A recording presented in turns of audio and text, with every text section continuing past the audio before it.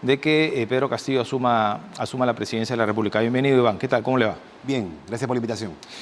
Que veamos detenido al congresista Valer habla de que las reformas funcionan, ¿no? Ha habido una reforma, ya no hay inmunidad parlamentaria. Sí, esa es una reforma que costó además mucho, ¿no? Que está ligado más bien al uso abusivo que se hizo en su momento de una figura, que una prerrogativa de los congresistas, de que antes que pudieran ser detenidos o procesados por delitos que cometían en su función, hubiera una etapa previa en el Congreso, ¿no? Correcto. Eso se ha eliminado. Ahora, en el caso de delitos que se cometieron antes de que asumieran el cargo, son un juez penal, ¿no? El que sencillamente tiene que atender el caso, y si fueran delitos cometidos durante su mandato, le toca a la Corte Suprema. Comunes. Pero ya no es parte Claro. de la función del Congreso. Y ya no hay este falso espíritu de cuerpo, porque además Que hemos visto... se cuidaban que dice, o torongo no como torongo, recuerda usted la frase, ¿no? Sí, pero además un espíritu de cuerpo que funcionaba de manera selectiva. Es decir, algunos podían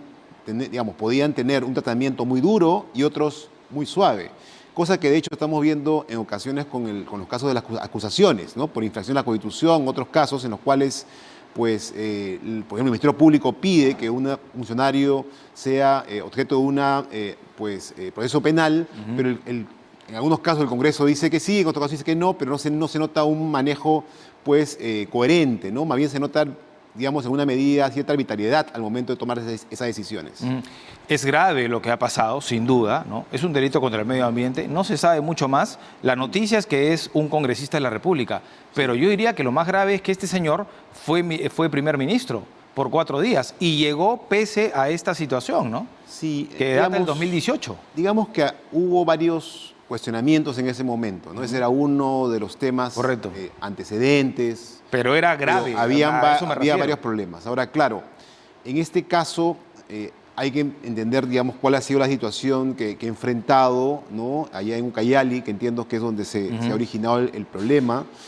Efectivamente, los delitos ambientales existen y en ocasiones algún tipo de acción en contra de la persona que, por ejemplo, está siendo procesada penalmente. El presidente Castillo hace semanas atrás nada más habló de eliminar cualquier inmunidad de cualquier funcionario, ¿no? Pero eso quedó un poco ahí, ¿no? Ya no se volvió a mencionar más. Sí, lo que pasa es que estamos volviendo a la misma dinámica que nos llevó a la eliminación de estos mecanismos para el Congreso. Como hay un uso abusivo de la figura o se aprovecha, digamos, de la figura de una manera incorrecta, puede quedar en la sensación en la ciudadanía de que esa es una figura que sencillamente genera impunidad. No inmunidad, sino impunidad. Y eso es muy mal visto. Pero por otro lado hay que tener cuidado, ¿no? Porque hay instituciones que se han creado precisamente para generar un mínimo blindaje que permita que algunos funcionarios puedan cumplir su función. Entonces, por ejemplo, en el caso del presidente, que es un tema que ha estado sobre la mesa continuamente, ¿no? Digamos, la norma que dice hoy en día, que no puede ser acusado, salvo algunos casos muy puntuales, durante su mandato.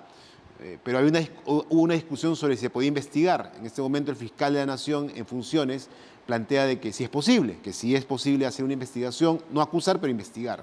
Pero en todo caso, una solución, por ejemplo, mucho más coherente es modificar el tipo de supuestos por los cuales el presidente sí puede ser procesado durante su mandato, agregando, por ejemplo, delitos de corrupción graves. Entonces, hay cosas que se pueden hacer para mejorar estas instituciones sin necesariamente eliminar todos los mecanismos que permitan garantizar un buen trabajo de estos altos funcionarios. Ahora, esto me permite consultarle sobre el segundo tema, ¿no? Que es noticia, y es la orden de detención contra el ministro o exministro Juan Silva. Ha tardado bastante, pero ahí está la orden de detención. Ahora, justamente sobre lo que conversamos anteriormente, ¿no? La probidad, la competencia, ¿no? Y la capacidad, porque ahora se le cuestiona todo a Juan Silva. Lógicamente, cuando él asume, dice, pero yo tengo brevete suficiente para ser ministro del sector tan complicado. Y se mantuvo además en el tiempo, ¿no? ¿Qué opinión le genera esto? ¿Considera usted desde afuera, ve que realmente hay una voluntad de investigar este caso? Es que hay dos temas ahí que hay que separar, ¿no? Primero, la acción del sistema de justicia. El sistema de justicia solamente puede operar de una manera garantista, es decir, toma acciones como, por ejemplo, la detención, solo cuando ya tiene un caso muy sólido, tiene que haber un mínimo de evidencia, no puede ser un pedido que se haga de manera arbitraria, ¿no? Entonces, entiendo que si ya se pide una detención preliminar, al menos ya hay ciertos elementos que llevan al Ministerio Público a decir sí tenemos un caso. Pero esa es la parte penal, la parte en donde las exigencias de pruebas son mucho más altas. Pero eso hay que separarlo de las responsabilidades políticas, porque la designación de un funcionario sin la idoneidad mínima sí es un tema que es responsabilidad del gobierno. Y también la evaluación posterior política del Congreso respecto de que la persona no está cumpliendo adecuadamente con su función y eventualmente interpelar o incluso censurar es una responsabilidad del Congreso. Esas dos responsabilidades han sido puestas en cuestión, independientemente del trabajo que tiene que hacer evidentemente el Ministerio Público para llegar eventualmente a sancionar si se cometen pues delitos, ¿no? La popularidad, según la última encuesta de CPI, ¿no?, del presidente Castillo es baja, además teniendo en cuenta que ya estamos, lo advertía, casi un año de gestión, es poco para 5 años, ¿no?, muy desgastados ya de por sí, pero la del Congreso es de terror, Sí. si no me equivoco, 8%. Y entonces aquí hablamos de un Congreso que su rol es ser justamente el equilibrio de poderes, ¿verdad? Sí. Y hoy están cuestionados ejecutivo y legislativo. ¿A dónde vamos con esta situación de reiteradamente escuchar voces de que se vayan todos, ¿no? Sí, bueno, es lamentable que haya una suerte de competencia hacia abajo, ¿no? De quién es el menos malo. Entonces, eso es lamentable porque en realidad el sistema democrático necesita de autoridades con cierto respaldo público. Evidentemente, la popularidad o la aprobación no es el elemento que define una autoridad como democrática, pero para gobernar sí se requiere algún tipo de apoyo ciudadano siempre, ¿no? Sin duda. Pues tener niveles tan bajos no ayuda. Ahora, no es un tema nuevo, hemos tenido en el pasado también gobiernos y congresos con baja aprobación. El tema es lo rápido que ha pasado esto. O sea, que no hemos llegado ni siquiera al año de gestión y tenemos niveles de aprobación tan bajos en ambos poderes. Lo que es necesario en ese sentido es atender al menos las cosas urgentes y no seguir profundizando la crisis. Correcto. Por ejemplo, si se siguen aprobando leyes en contra de intereses básicos de la gente, como por ejemplo su educación, Como SUNEDU, como claro. está pasando por ejemplo con ese intento de insistencia de la ley sobre SUNEDU, pues lo que va a pasar es que esa situación puede agravar aún más. Correcto. Entonces, es importante que se tome en cuenta esos elementos para hacer ajustes. Correcto. Y la preocupación obviamente es que esta desazón y esta molestia, ¿no?, se traslada a las calles finalmente, ¿no? Que eso es lo que los que defendemos la gobernabilidad de democracia es lo que menos queremos, pero estamos en un momento muy crítico, ¿no? Sí, la movilización, digamos, social es un tema que requiere otras condiciones. Una de ellas, evidentemente, la sensación, por ejemplo, de falta de gobierno o de un mal gobierno, de un gobierno corrupto. Son cosas que pueden animar la acción, pero también la gente necesita, digamos, caminos, es decir, qué es lo que va a pasar después, claridad sobre los rumbos posteriores, que puede ser una cosa de corto plazo, de mediano plazo, pero algún tipo de idea sobre qué va a pasar después. Pero también hay elementos que pueden generar mucho mayor, digamos, presión social, que genere movilizaciones, no necesariamente articuladas, pero sí, digamos, distribuidas en todo el país. Por ejemplo, una situación vinculada con la falta de alimentos, con, por ejemplo, la crisis alimentaria. Ese puede ser un factor que puede detonar muchos conflictos en todo el país y eso agravar la situación que hoy vivimos, ¿no? Y económica, ¿no? Claro. Sin duda, ¿no? Es un tema muy, muy serio. Esperemos que el nuevo ministro de Agricultura, de Riego, ¿no?, y Riego pueda trabajar rápidamente con los actores involucrados y generar una propuesta que evite las situaciones más dramáticas de una crisis como la que al parecer se viene. Ayer en la ceremonia por la batalla de Arica, ¿no?, el Día de la Bandera, el presidente Castillo reafirmaba su respeto, ¿no?, obviamente a las Fuerzas Armadas, ¿no? Y claro, me vino a la mente lo primero que hace unos días apareció un audio de María Carmen Alba, la presidenta del Parlamento, señalando que las Fuerzas Armadas estaban de su lado, ¿verdad? Dos preguntas en una. La primera, la reflexión sobre las palabras del presidente Castillo ayer, un tono diferente me pareció a los últimos meses hacia las Fuerzas Armadas y me parece muy importante, saludable. Y si la presidenta del Congreso ha cometido un delito de sedición o es pasible de una denuncia constitucional como la que ha presentado el congresista Bermejo.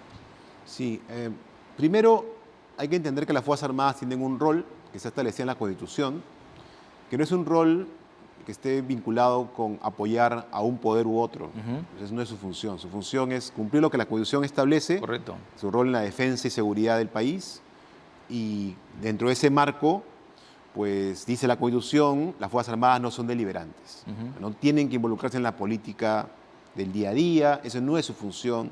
Por lo tanto, hay que hacer un llamado a todos los actores políticos a dejar de lado cualquier discurso, cualquier tipo de... De nombrarla, ¿verdad? De dejar en tela de juicio, ¿no? Dejarlo a un lado, más por un suspicacias. tema histórico del país, ¿no? Porque nos ha costado mucho construir un poder civil, donde las Fuerzas Armadas están sometidas a las autoridades democráticamente electas. Eso es algo que tenemos que proteger, cuidar, es un tema que no hay que mezclar las cosas, ¿no? Entonces es un primer... Y paréntesis, lo están haciendo bien. Sí, no, las Fuerzas Armadas hace mucho tiempo, digamos, han hecho un esfuerzo por profesionalizar no solamente las armas, sino también, digamos, alejarse de cualquier tipo de intento correcto. de ser llevados a una discusión política. Y eso está bien. Correcto. Ahora, El mensaje del presidente en ese sentido también es positivo, digamos. o sea, todo mensaje que implique, vamos a dejar las Vamos a Fuerzas Armadas dejarlo. cumplir su rol, Perfecto. eso es un Ok. mensaje que sin duda adecuado. Ahora, todo el tema ya de las consecuencias de las palabras, por ejemplo, en este caso una conversación privada, tiene una dimensión jurídica que veo mucho más complicada, es un tema, digamos, tendría que haber eventualmente algún tipo de investigación, esas palabras están ligadas a algún tipo de acción real que se hubieran cometido, pero me parece que no habría mucho ahí. Y otra consecuencia que es política, ¿no? Correcto. Donde sí, claro, evidentemente, unas palabras de esta naturaleza pueden tener un efecto político, pero también eso va a depender ya no solamente de las palabras en sí mismas, sino de los respaldos que tiene la persona, por ejemplo, en el Parlamento, ¿no? Entonces, no creo que más allá de esta sensación que tiene la ciudadanía sobre que eso debe ser dejado de lado y que está mal, ¿no?, hacer ese tipo de referencias, mucho más complicada, es un tema, digamos, tendría que haber eventualmente algún tipo de investigación, esas palabras están ligadas a algún tipo de acción real que se hubieran cometido, pero me parece que no habría mucho ahí. Y otra consecuencia que es política, ¿no? Correcto. Donde sí, claro, evidentemente, unas palabras de esta naturaleza pueden tener un efecto político, pero también eso va a depender ya no solamente de las palabras en sí mismas, sino de los respaldos que tiene la persona, por ejemplo, en el Parlamento, ¿no? Entonces, no creo que más allá de esta sensación que tiene la ciudadanía sobre que eso debe ser dejado de lado y que está mal, ¿no?, hacer ese tipo de referencias, haya mucha consecuencia política, más allá quizá de que ahora seguramente habrá una renovación en la mesa directiva, sin ninguna duda. Eso, claro que sí. Claro, la congresista Norma Yarrow decir, bueno, ese es el problema de María del Carmen Alba y no nuestro, ¿no? Creo que también eso es un poquito ligero, ¿no? Porque está claro que hay una postura en el Parlamento de oposición, ¿no? Sí. Y que entiende que, y que insiste de pronto, a veces de manera irresponsable, en interpelaciones, censuras, y se menciona mucho la palabra vacancia, ¿no? Sí, a ver, el tema de interpelación creo que sí hay que dejarlo a un costado porque, claro, cuando tienes muchos ministros que no son idóneos, entonces sí suena razonable de que haya Correcto. interpelación. Bueno, hay casos y casos. Claro, ¿no? entonces, digamos, creo que eso hay que dejarlo de lado. Lo segundo es que en el caso de la congresista Alba, el problema es su posición, o sea, su puesto. No es cualquier congresista, sino la presidenta del Congreso. Está, en eso, teoría, digamos, da la el efecto político de es que- mayor por esa razón, evidentemente. Entonces, sus palabras, en tanto representante de todo un poder del Estado, tienen un impacto mayor que sí puede tocar y puede afectar la labor del Congreso en su conjunto, ¿no? Sería distinto si fuera un congresista sin ninguna posición especial Claro. dentro del Congreso, ¿no? Pero no es el caso. Ahora, está desgastada su figura, definitivamente, ¿no? O sea, cae madura la renovación de la mesa directiva. Tampoco hemos tenido, digamos, presidentes del Congreso muy populares, con una Correcto. aprobación Claro, pero grande. conflictos con periodistas. Pero efectivamente, y yo creo que en el caso de la prensa, creo que ahí hay un tema que pues evidentemente ha sido un error serio, ¿no? El no permitir, facilitar el trabajo de los hombres y mujeres de prensa en la sede del Parlamento, ¿no? Y ahora, digamos, inclusive hay una comunicación ahora de Feda Civil, entiendo, ¿no?, donde hay un problema muy serio de la seguridad de todo el recinto en su conjunto, ¿no? Ojalá que se tomen medidas para evitar de que la vida de las personas esté en riesgo. Ahora, no deja de llamar la atención lo que se desprende del audio para ir finalizando, ¿no? Porque los que estamos en prensa, ¿no?, o instituciones tan importantes como Transparencia, en fin, ya se venía diciendo esto, ¿no?, que el Congreso buscaba, en una eventualidad de unas nuevas elecciones presidenciales, nuevas elecciones que solamente sean presidenciales, ¿no? Sí. Y eso es lo que se escucha precisamente en el audio, ¿no? O sea, se confirma lo que ya se especulaba hace mucho tiempo. Sí, bueno, ahí hay una discusión, ¿no? En el plano puramente jurídico, efectivamente hay un tema de que en el texto de la Constitución se habla de convocar elecciones, pero no se dice qué tipo de elecciones, ¿no? Digamos, hay argumentos, me parecen claros para decir que son elecciones generales, pero sí acepto que podría haber una discusión jurídica sobre la calificación del tipo de elección. Claro. Pero esa es una discusión jurídica. Esa es una discusión, claro. Pero la discusión política me parece que es muy claro que hay un enorme reclamo ciudadano a que si se diera esa situación, el camino fuera elecciones generales, ¿no? Digamos, no lee las encuestas y eso es muy evidente, ¿no? Y sí me parece que los políticos deberían tomar en cuenta en situaciones de ese nivel de crisis, cuál es el ánimo ciudadano, ¿no? Y si uno mira la aprobación de los dos poderes del Estado y lo combina con esa mirada de la ciudadanía, es muy claro que las elecciones generales, pero con reformas políticas de diverso tipo, podría ser una de las vías que podría seguirse. Y hablando de reformas, ¿tiramos la toalla con respecto a eso? ¿Es este Congreso el que le tenemos que invitar a retomar las reformas pendientes, ¿no? Por ejemplo, en este momento está en discusión una reforma muy potente, que es regresar a la bicameralidad. Ya aprobada en Constitución. Sí, pero falta la discusión en el Pleno. Pero mi pregunta es, ¿esto es parte de una reforma integral o es una pieza digamos, se va haciendo cambios, pero sin articular otros tipos de necesidades de reforma que tiene la Constitución? Entonces, no es poco, porque son más o menos 53 artículos, entiendo, los que se quieren modificar.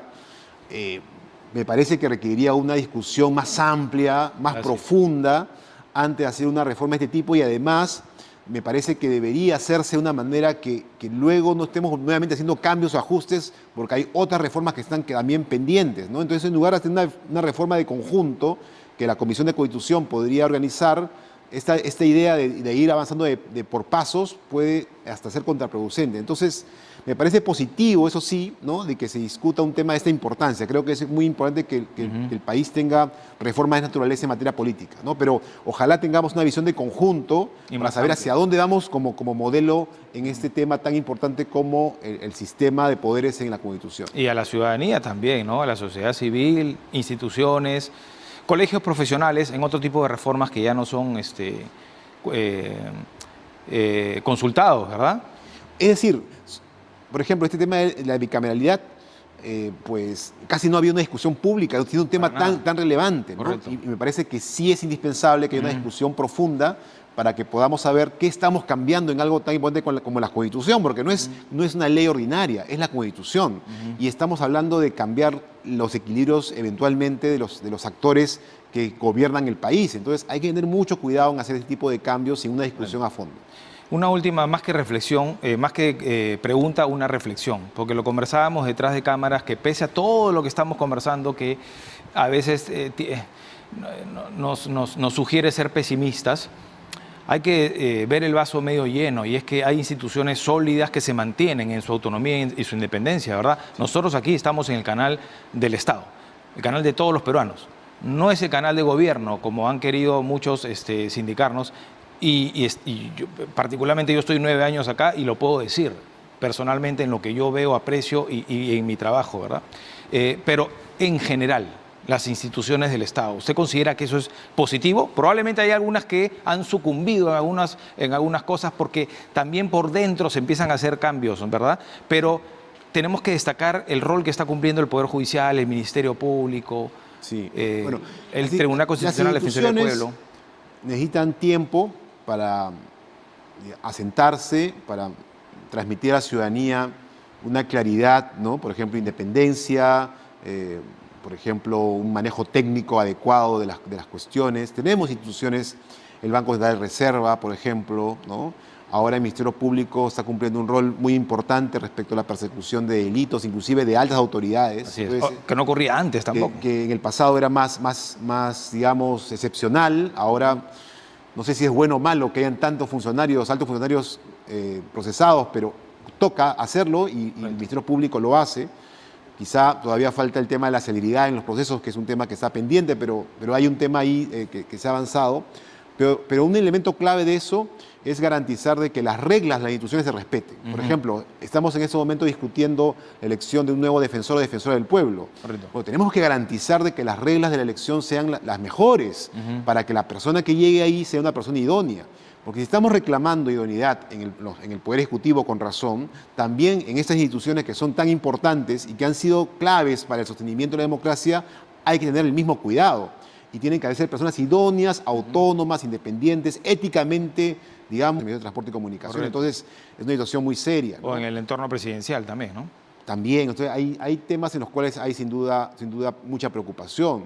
Ahora habrá que ver con estos cambios que han habido, por ejemplo, en el Tribunal Constitucional, cómo se garantiza, ¿no?, cierta línea de continuidad de decisiones que hubo en el pasado, que fueron líneas de interpretación de la Constitución que eran muy importantes, ¿no?, muy garantistas respecto a derechos. Habrá que ver cómo este nuevo equipo que está ahora en el tribunal pues continúa o no estas líneas que eran muy importantes. El Congreso también, ¿no? Digamos, ha habido lo que estamos viendo, una pérdida de aprobación del Congreso. Digamos, hay instituciones que están bajo tensión, con problemas serios, y creo que lo importante es cuidarlas y garantizar a los ciudadanos instituciones que funcionan bien, porque al final una institución que funciona bien sirve al ciudadano, sirve sus derechos y sirve de una manera que le genera bienestar. Y le garantiza, ¿verdad? Sin duda. Garantiza la gobernabilidad y la democracia. A ser vigilantes entonces, finalmente, ¿no? Vigilantes. De hecho, Transparencia promueve mucho ese tipo de acción. Tenemos inclusive una plataforma con otros aliados para hacer vigilancia de las autoridades, en este caso del presidente. También hacemos vigilancia respecto al Congreso y estamos siempre promoviendo, ¿no?, en los ciudadanos una actitud, no solamente del ciudadano que va a votar, sino también el ciudadano que se compromete con el seguimiento de los funcionarios que eligen. Muchas gracias.